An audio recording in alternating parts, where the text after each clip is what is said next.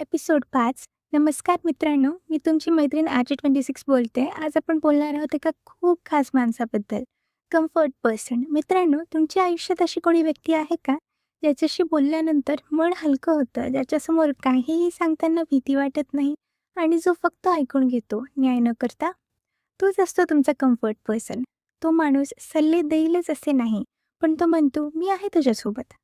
कधी फक्त एक कॉल, कधी एक मेसेज किंवा कधी शांतपणे शेजारी बसणं, हे सगळं मनाला किती आधार देतं नाही का? मित्रांनो, आपण मजबूत असतो, पण आपल्यालाही आधाराची गरज असते आणि जो माणूस तुमच्या अश्रूंना समजून घेतो, तो खूप खास असतो.